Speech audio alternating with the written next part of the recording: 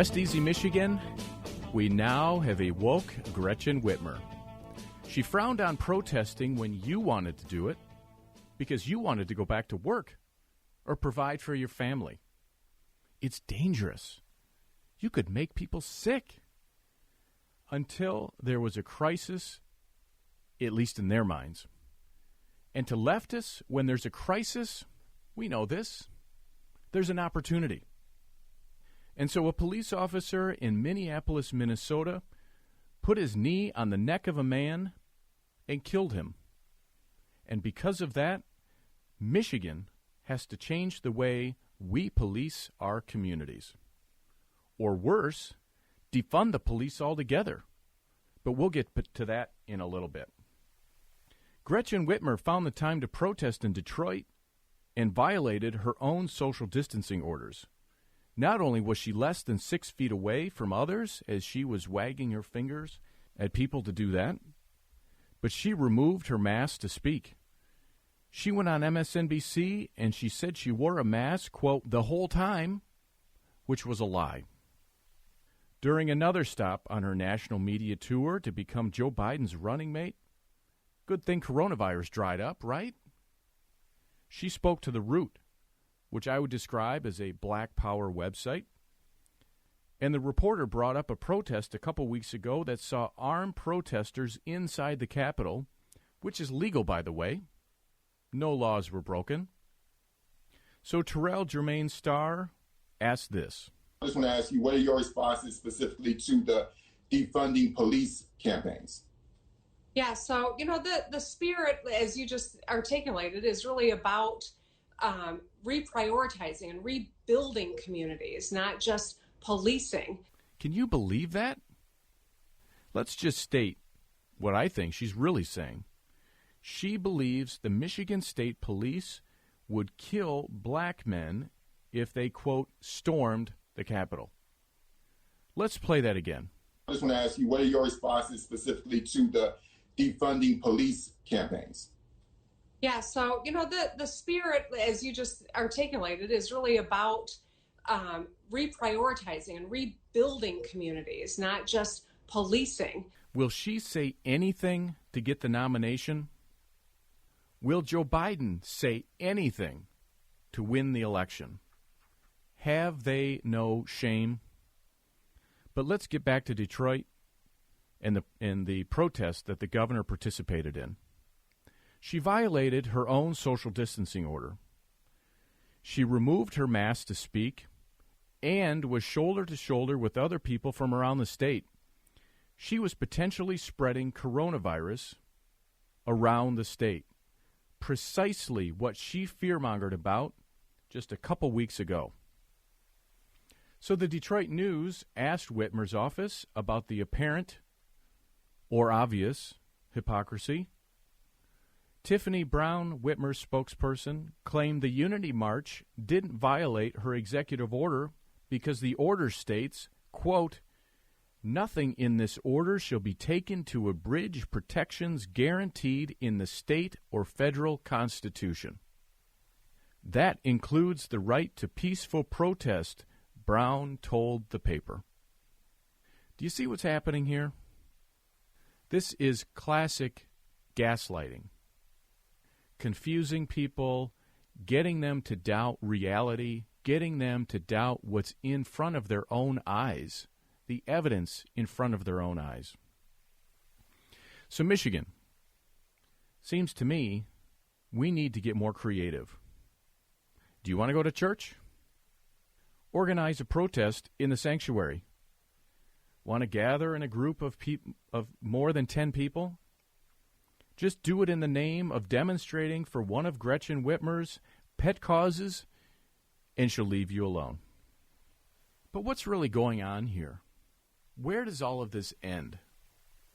We know that Gretchen Whitmer wants to be Joe Biden's running mate. She hired a guy named Chris Meagher who worked for Pete Buttigieg during the primaries. He is doing all of her national media. There was a picture of her on Newsweek. She's on CNN, MSNBC. The Root, all sorts of different national media outlets. She's doing everything she can to raise her national profile. That's what's going on. She wants to be the vice president of the United States of America. Let me ask you a question. After living in Michigan for the last several months, whether you're a Republican or a Democrat, has this been good for Michigan? Have her policies been good for the state of Michigan? We have stunning, shocking unemployment. People out of work.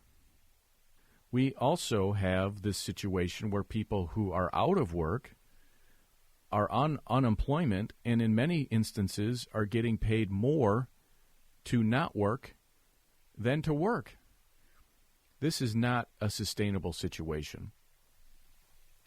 I think there's this game that some people play where you get a fortune cookie and it's, you will have you will come across infinite wealth. And so you'll play this game where you add in bed to the end of the fortune. I think what could be done to sort of parody that, I think what could be done is to add, because I want to be vice president, to every statement that Gretchen Whitmer makes. So if she attacks the police and she claims that she believes the Michigan State Police would kill black protesters if they, quote, stormed the Michigan Capitol, she's saying that because she wants to be vice president. If she says anything, that is what is going on. And the unfortunate thing to me is that we in Michigan, we have to live with this. We have to live with these decisions, which I believe are political, calculated decisions for what will make her look good in the national media and in the debate for who will be Joe Biden's running mate. Is there any other explanation? She continues to have her lockdown of barbers, salons, hairstylists, even though restaurants are now open, dentist offices are open, myriad of other businesses are now open, but she refuses to, quote unquote, allow those businesses to open. Why? Why? Is it because Carl Menke keeps defeating her in court? She continues to go after him. She recently was, the Attorney General was attempting to fine him $7,500 per day for continuing to operate his business. The Whitmer administration was attempting to fine him $5,000 a day for operating his business. And a Michigan judge finally stepped in and said, stop harassing this guy. Your orders are invalid. Where does all of this end? I don't know. I'm just hoping that we will be able to have a respite and a return to reality when it's finally revealed that Gretchen Whitmer is not Joe Biden's running mate. I want to tell you about a great American company that employs veterans and makes snazzy pro-America gear, Soldier Solutions. Soldier Solutions was founded by Frank Quagliano because he wanted to keep the military spirit alive and thriving. Soldier Solutions doesn't just make their own apparel. They host veteran-owned companies that do too. My favorite shirt on the site says, "My rights don't end where your feelings begin." We need that message now more than ever, and you can find it at getsoldiergear.com. That's getsoldiergear.com. You're going to love wearing their gear. Use the promo code Kyle25 to get 25% off your order of $30 or more. That's Kyle, K-Y-L-E, number 25. GetSoldierGear.com. We'll be right back with somebody you don't want to miss, Rick Ector of Legally Armed in Detroit. This is The Kyle Olson Show.